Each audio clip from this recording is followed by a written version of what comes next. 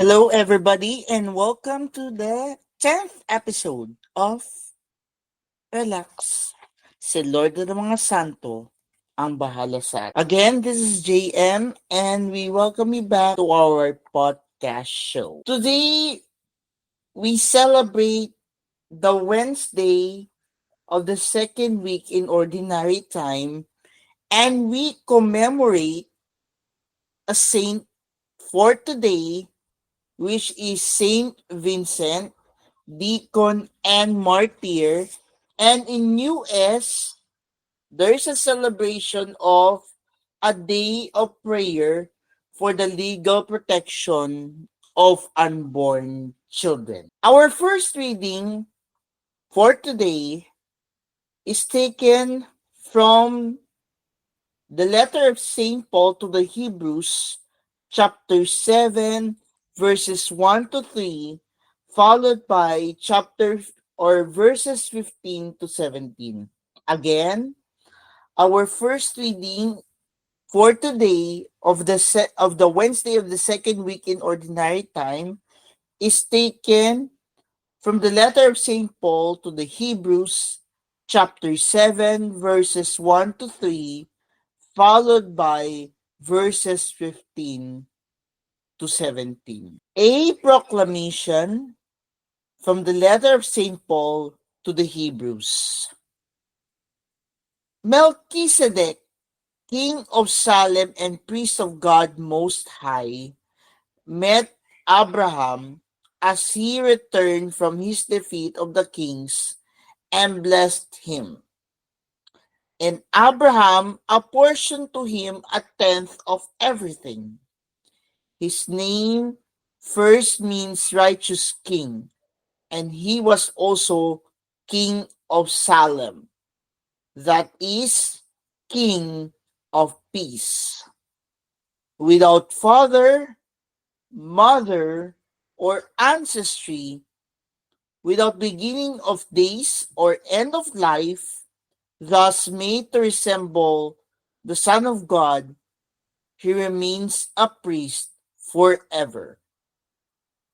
It is even more obvious if another priest is raised up after the likeness of Melchizedek, who has become so not by a law expressed in a commandment concerning physical descent or descent, but by the power of a life that cannot be destroyed. For it is testified, you are a priest forever, according to the order of Melchizedek.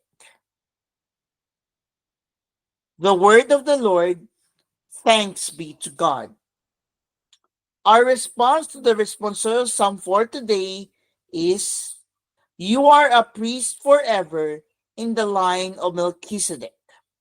Please repeat, you are a priest forever in the line of Melchizedek.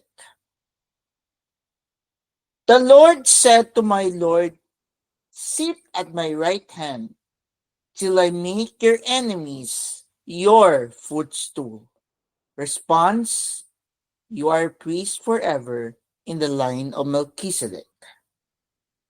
The scepter of your power, the Lord will stretch forth from Zion. Rule in the midst of your enemies. Response, you are a priest forever in the line of Melchizedek. Yours is princely power in the day of your birth, in holy splendor, before the day star like the dew. I have begotten you. Response, you are a priest forever in the line of Melchizedek. The Lord has sworn, and he will not repent.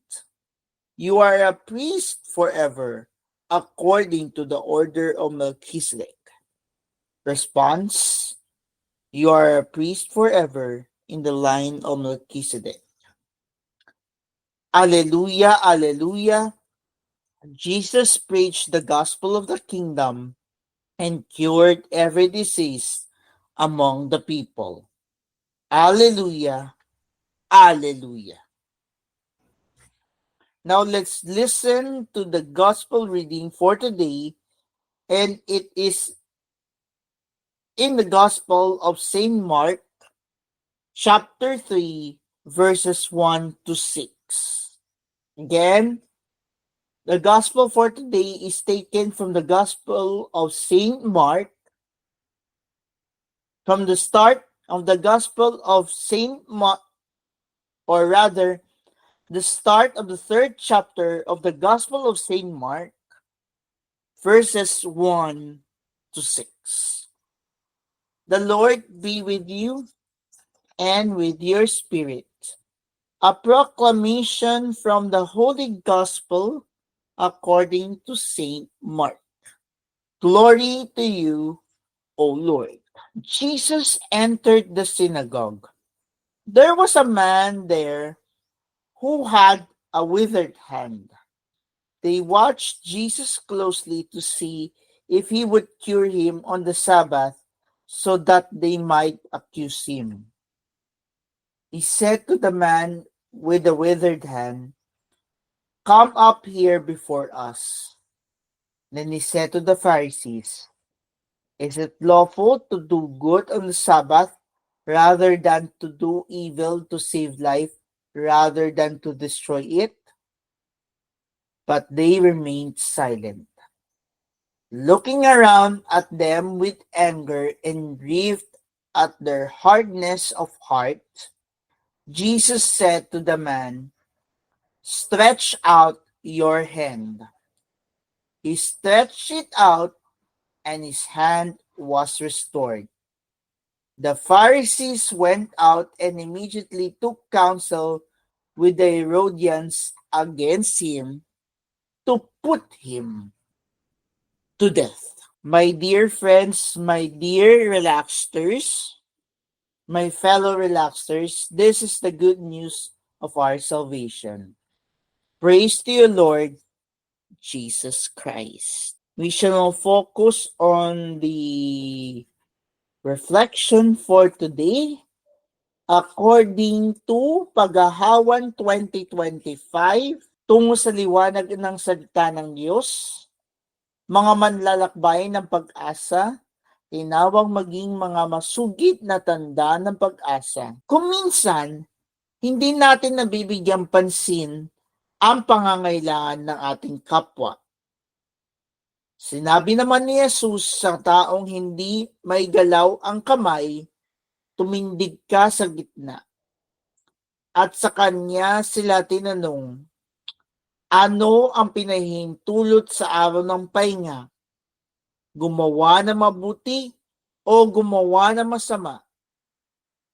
Magligtas ng buhay o pumatay?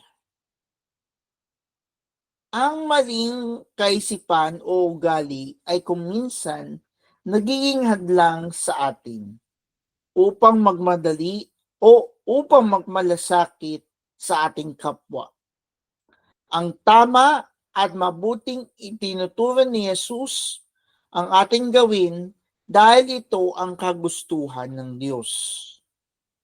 Kung may tutulong tayo kahit paano sa ating kapwa, gawin natin. Halimbawa, kung may ibibigay naman tayo kahit kaunti, mag-abot tayo sa namamalimos. We shall now proceed now to our saint of the day. And our saint of the day again is Saint Vincent, Deacon, and Martyr. Vincent was born in Saragossa, Spain. With the help of Valerius, Bishop of Saragossa, he was able to advance in his studies and was ordained a deacon. Because of the speech impediment of his bishop, Vincent was commissioned to do the preaching. During the reign of Diocletian, Vincent and Valerius were arrested and imprisoned. Frustrated with Vincent's refusal to renounce his faith and the success of his work in converting so many people, Diocletian subjected him to many cruel torments, the rack, the gridiron, and scourging. He died a martyr around 305. In the United States, there's an event that we shall ponder on, and that is the Day of Prayer for the legal protection of unborn children.